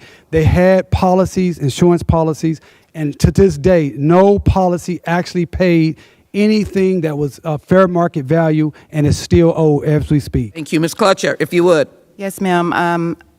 I back police officers. My uncle is a police officer. My father served this country. He was a Vietnam veteran, and so I've never bashed the police, but there is an oath that our law enforcement in this country that they swear to, and I believe in that oath because it simply says, and you all should read it, we are here to protect and serve. My issue is that there are police officers in this country that act antithetical to that oath that they swear to. And so what we're trying to do and what we need for Congress to do is act and pass not a dumped down or a watered down or a half-baked bill, but we need it to, we need to end the doctrine of qualified immunity.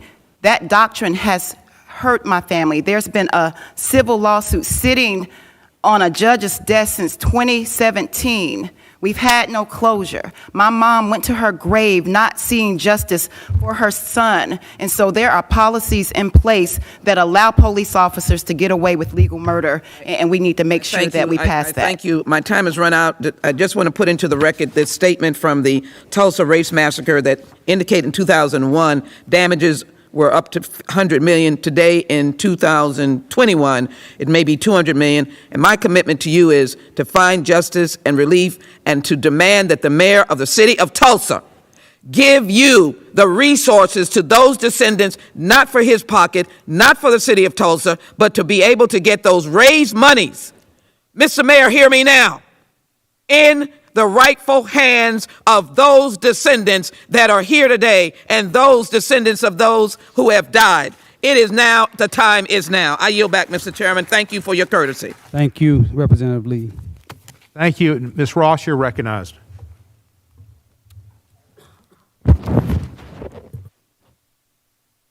Thank you, Chairman Cohn and Ranking Member Johnson, for holding this extraordinary and important hearing.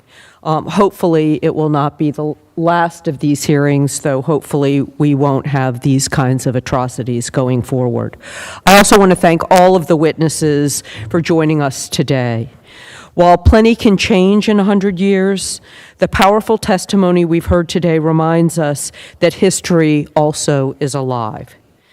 The Tulsa Race Massacre lives on through Mr. Van Ellis, Mother Fletcher, and Mother Randall, and their descendants. And thank you, Dr. Crutcher, for being here. It also lives on through the families that lost their homes, their wealth, their loved ones, and the futures that they thought they would have. For those who do not believe that racism exists in the United States, I hope the testimony of our witnesses helped them understand that racism and brutality 100 years ago, 400 years ago, continues to stand in the way of the success of the people here today. Tulsa is not the only city where violent white supremacy has set our nation back. In my state of North Carolina, white supremacists carried out a massacre and a coup d'etat in 1898, toppling the multiracial government in the majority black city of Wilmington. Like Tulsa, Wilmington was once the home to a thriving black community. White supremacists were able to demolish black homes and businesses, kill black civilians, and overthrow a democratically elected government because the system of power in our nation and our state did not intervene. My first question is for Mr. Solomon Simmons about the aftermath of the massacre. It's a dramatic example of how racism, both in the form of violence but also discrimination in government policy, has contributed to the wealth gap between white and black households in present-day America. How did the massacre and its aftermath impact survivors and their descendants' ability to build and pass on generational wealth? Thank you, Representative Ross, for that question. In many ways, it was impacted. First of all, for up to the 40s and the 50s, for those individuals in Greenwood who survived the massacre and would not run out as refugees, they were severely neglected by the city of Tulsa. They didn't receive any type of city services. They didn't have paved streets. They didn't even have proper plumbing so they can have running water in their homes. And then they brought in urban renewal, which we call in Tulsa Negro removal. And they used that policy to steal the rest of the land that they hadn't stolen during the massacre. And the final nail was when they put the Highway 244 directly, squarely in the black community through Greenwood to purposely destroy any opportunity for Greenwood to thrive again. And so this has been the remnants. And right now, if you come to Tulsa, you will see a thriving, beautiful, modern metropolitan city south of I-244, that's white Tulsa, and north of that highway, which is North Tulsa and black, there are no businesses, hardly any businesses. There's no buildings going up. There's no high rises, nothing like that. It's stark as night and day. Thank you very much. And my next question is for Ms. Heath. So I brought up the massacre in Wilmington. What happened in Tulsa is particularly unique at this 100-year mark because it was an entirely black community. But Wilmington was an example where blacks and whites lived together, and some people just didn't like that. Could you tell us about other instances in our history where we've seen white supremacists intervene in people's thriving multiracial economies? Thank you. Yes, the U.S. has a history of white supremacists invading black neighborhoods or coalescing among black neighborhoods and, quite frankly, all of a sudden getting sick of some type of economic progress or social progress that creates equitable conditions for black people in those neighborhoods. Red Summer of 1919 is a prime example of dozens of race massacres, also coined as race riots in history, which is a false narrative that does not account for the deliberate and designed destruction of black neighborhoods and their success. So post-Reconstruction, pre-Reconstruction, all the way up to the spirit of what had members of Congress laying on the floor during January 6th is a product of white supremacy in this country. Thank you very much. Mr. Chairman, I yield back. Thank you, Ms. Ross. Next in order is Mr. Hank Johnson, who has been a leader on this issue in the Congressional Black Caucus and a leader on this issue and others throughout his time in Congress since 2007. Thank you, Mr. Chairman, for holding this very important hearing. And I also want to thank the survivors of the massacre who spoke on the first panel and shared their stories with us today. As the 100th year anniversary of the Tulsa-Greenwood massacre approaches, we must examine this part of our history, lest we be bound to repeat it. The massacre of black lives may have been the deadliest, but it certainly was not an isolated event. Black people in this country continue to fight against racist violence even today, and the legacy of racist violence.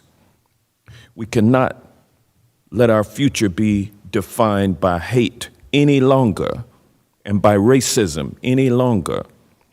Later today, I will introduce the Tulsa-Greenwood Massacre Accountability Claims Act, which will create a federal cause of action for massacre-related claims. The victims of this atrocity have been denied justice for far too long. Similar legislation was previously introduced by my friend, former Congressman and former Chairman of the Judiciary Committee, John Conyers. I'm honored to continue his legacy in this way.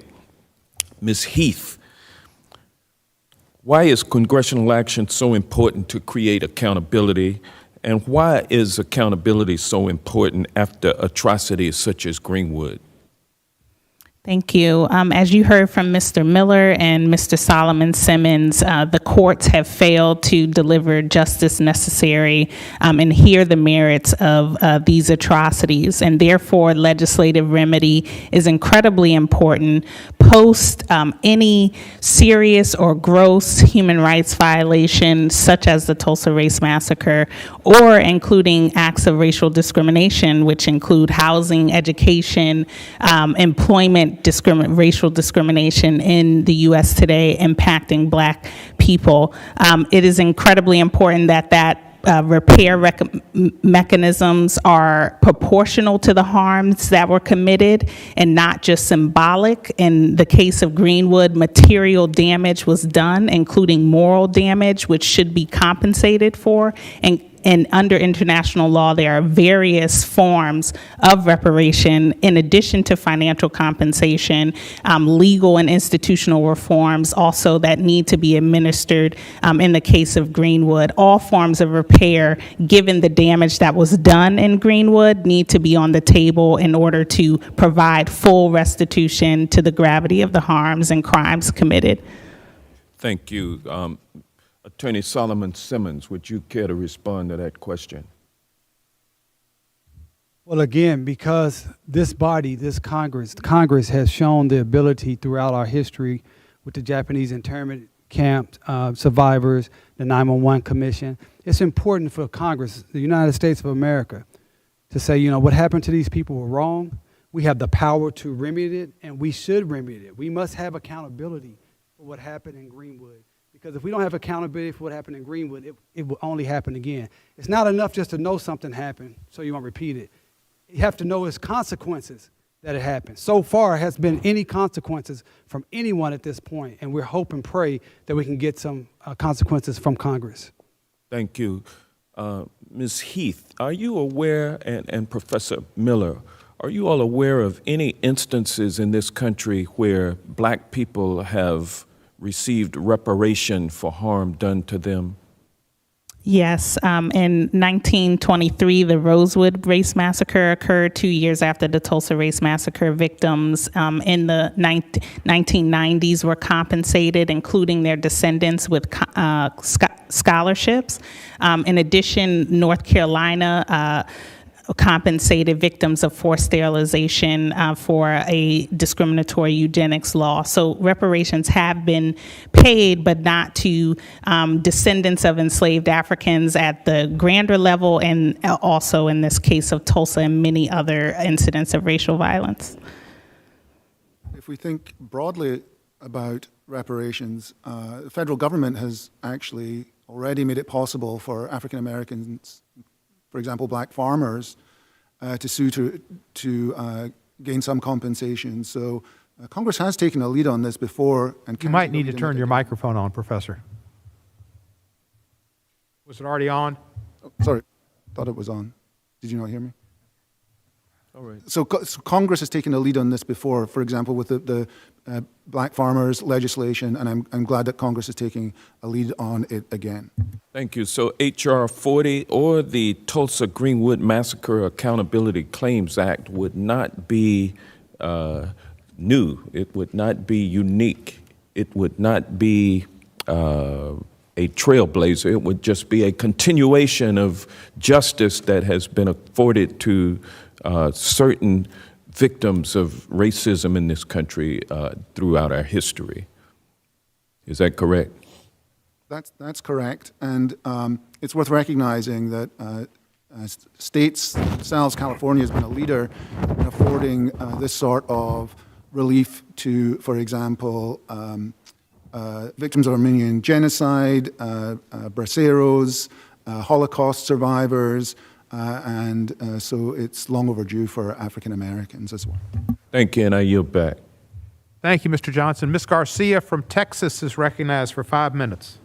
Thank you, Mr. Chairman, and thank you so much for bringing this hearing forward. I think it's historic, and just the courage and the tenacity and just the wherewithal of the survivors to be here with us this morning and to share their stories was very, very, very moving and compelling. And I hope that more Americans get to see it. I hope that children get to see it. I hope anyone who studies history see it.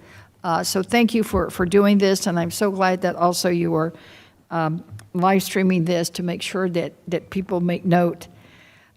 It's a shame, 100 years since the Tulsa-Greenwood race massacre, and we still find ourselves striving for equal justice under the law for all Americans. You know, Uncle Red said it best.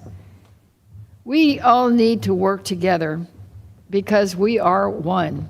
We all need to work together because we are one.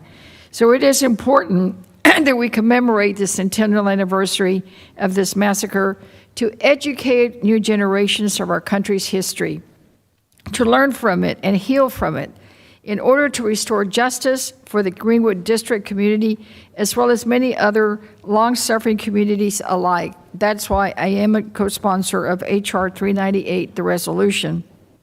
And like President Biden has said, to heal, we must understand. To heal, we must understand. And that's why I also support H.R.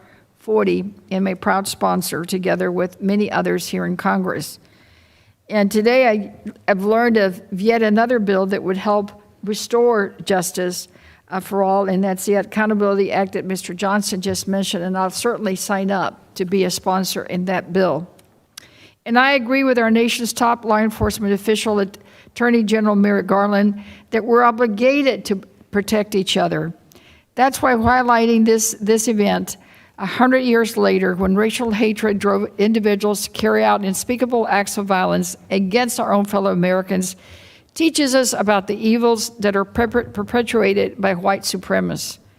Let's be clear, we will not rest until there is justice for all.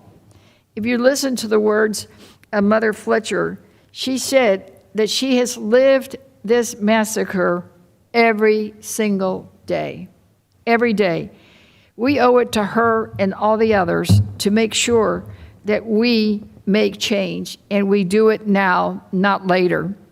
Hate because of the color of one's skin shall never win. We cannot let it win. America prevails when we come together in peace, and as Uncle Red said, we are one. So I want to begin with you, Attorney Simmons. You know, I noticed it may have been your written testimony that groups even like Sinclair Oil loaned them the planes. You know, we hear it, and the chairman asked questions about, you know, the insurance companies. So businesses were involved with this. Have we been able to get a handle on how we can go to the successor businesses? Sinclair Oil, I believe, still exists. Those companies obviously were bought by someone. Have we been able to try to get any damages from them? Thank you for your question. We are in the process of that. We have reached out to several companies, including Sinclair Oil. They are still around, and then many insurance companies, banks, other publications, and we're trying to hold everyone accountable. And so far, not many people want to talk to us and have a conversation. And that's what we reached out. So let's have a conversation, because these people in Tulsa, my people in Tulsa, we need healing. And you were a part of this 100 years ago, and here's the proof of it. Right. And I know that I read that there was a commission set up in Oklahoma, and that they did say that reparations should go to the historic Greenwood community in some way, and that it would do much to repair the emotional and physical scars of this terrible incident. Have they done anything? Is there anything that we can do to nudge them, push them? Well, first of all, they have not done anything. In fact, those same perpetrators of the massacre are now utilizing the massacre to line their own pockets. So, in fact, they haven't done anything. They've done worse. They've actually compounded the trauma, and they've soaked up all of the resources that good people from around the nation that want to support the black people of Tulsa, they don't understand that they're actually supporting the city of Tulsa and the white business owners in Tulsa. That's what's actually happening right now. And I think just this hearing people understanding the difference, understanding that groups on the ground like the Crutcher Foundation, Justice for Greenwood, the Black Wall Street Legacy Fest, are actually working directly with survivors and descendants, and not the city of Tulsa and the Chamber of Commerce and the state of Oklahoma. They're working for themselves. They're trying to do exactly what they did in 1921 when Tulsa created this slogan called Tulsa Will. Now they have a slogan that says Tulsa Triumphs, to try to say, oh, Tulsa's triumphed over this bad history. The fact is, Tulsa, the city, triumphed over Greenwood. It was Greenwood that was destroyed. It was Greenwood that was looted. And it is Greenwood that needs repair, not Tulsa. Thank you. And Mr. Chairman, I see my time has expired. I yield back. Thank you, Ms. Garcia, for your statement and your questions. Ms. Bush, a freshman but experienced and very important member of this committee is from Missouri, is recognized. St. Louis, and I thank you, Chairman Cohen, for convening this hearing. It is both an honor and a profoundly sobering privilege to be sharing space with you, and to Mr. Van Ellis, to Mother Fletcher and Mother Randall, with them as well. I hope to be able to actually meet them. When I go home today, and this is to them, when I go home today, I will call my 7-year-old nephew and tell him about my day. I will tell him that I got to see and hear American heroes today. I will tell him that I spoke to them and all that they lived, all those things that they talked about and how they lived in a neighborhood much like his in St. Louis, that he lives in a neighborhood with local schools just like they did, and favorite parks where he spends his holidays the same way they do, and where he celebrates some of his life's most precious moments the same way that they did. But unlike in his neighborhood in St. Louis, this vibrant, beautiful community in Tulsa was burned down. And yet, Mother Fletcher, Mother Randall, and Mr. Van Ellis are still here with us today, sharing that story of courage. To my colleagues on this committee, there is only one reason why descendants of the Tulsa Massacre have not been compensated, and that reason is racism. It's anti-Black racism, to be clear, and it's been stated a couple times, and I want to state it again. It's anti-Black racism. Racism is not just slavery and Jim Crow. It is the daily violence that is enacted on our communities each and every day we live in this white supremacist society. Racism is when a group of our elders come to our halls to testify about the massacre they survived without any clear commitment from our leaders as to the reparations they are owed. That is outright racism, full stop. What happened in Tulsa on the evening of May 31st and that continued into the day of June 1st, 1921 was a failure of the highest proportions. For 24 hours, the community was under attack, traumatized, brutalized, terrorized, and killed for no other reason than for being Black. It was the failure of our government that helped enable the violent massacre. It was the failure of our leaders for being complicit in white supremacist violence. It was the failure of our country for failing to protect its own citizens. It is a failure only made possible because racism is alive and well in this country. It was alive when a white mob burned Tulsa to a crisp. It is alive now as we debate the merits of repairing harm. Underlying the generational trauma and exploitation is a government that refused to even acknowledge the humanity of our ancestors, enslaved and terrorized under white supremacy. A government that to this day refuses to acknowledge or atone for its ongoing racism. So let me ask Ms. Goodwin, how has your family, if you could just tell us briefly, how has your family's history been affected by the Tulsa Massacre? And then I have a question for Ms. Crutcher. Ms. Goodwin, how has your family's history been affected by the massacre? If you could name like 3 things that are like really stick out. Well, one sticks out is the generational wealth that could have been basically accrued by now. There was some $76,244 back in 1921, in today's dollars, that has been said to be some 900,000 or perhaps 1.2 million. My goodness. So if we just talk about the material loss, that's what you would deal with. If you want to talk about the scars and the, as it's been said over and over again, the ongoing trauma, we feel this every day because we live in this community. And as it's been said, we see a community that's being gentrified. We see a community right now with this massacre is being monetized by Greenwood Rising and all of this hoopla. And are the three folks that we could do right by right now are still living. And so I Yes. can say to you that we feel that, okay? Yes. And when you say three things, I can name 30 things. Okay, I'm running out of time, but Okay. thank you. I'm going to move to Ms. Crutcher. I only have a few seconds left, but could you tell us, what does justice look like to you in your community? Thank you for sharing what you shared for us today, but if you could say what justice is for Tulsa right now, what is that? Justice is simply restitution, repair, and respect.